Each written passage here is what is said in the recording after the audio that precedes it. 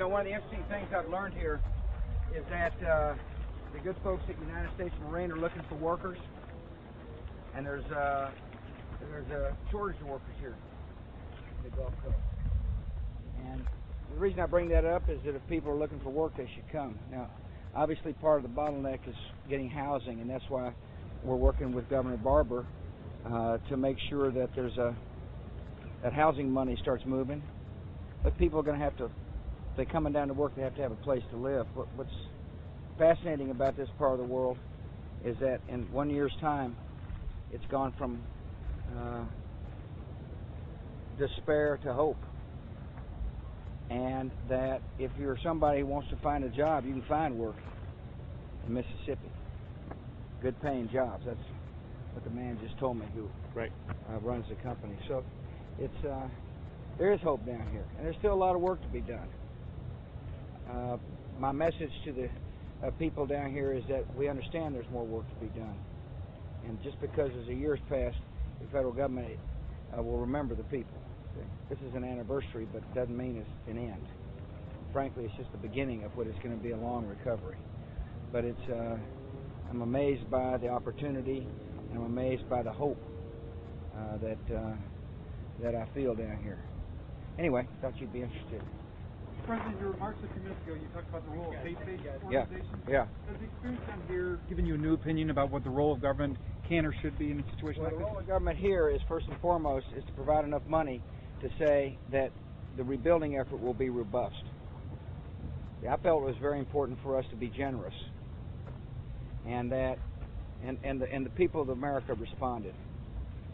The people in the Gulf Coast region have got to understand that the American taxpayers have stepped forth with a lot of money, and you can't have hope unless there's a reason to be hopeful, and the $110 billion was a reason to be hopeful. Now, obviously, there's a lot of work to be done, but the federal government had a very important role to play, and we're playing it. But so does the state and local governments, whether it be here in Mississippi or in Louisiana. The citizens of our country and the citizens of this region have had an important role to play. This storm was so big, it requires all aspects of American life to help the people here. It's a massive storm. It was the largest in the nation's history, at least the most expensive. And how long do you imagine it will be before this area is fully rebuilt? Well, it's hard for me to say. I would say years, not months. On the other hand, the progress in 1 year's time has been remarkable. And I suspect that what you'll see, Toby, is there will be a momentum. Momentum will be gathered. Houses will beget jobs, jobs will beget houses. And they're just beginning to get to that point where the infrastructures are being expanded, the houses are going to be, more houses will be added. The governor was talking to me today about an interesting modular concept to expedite the people getting out of these trailers into something more permanent.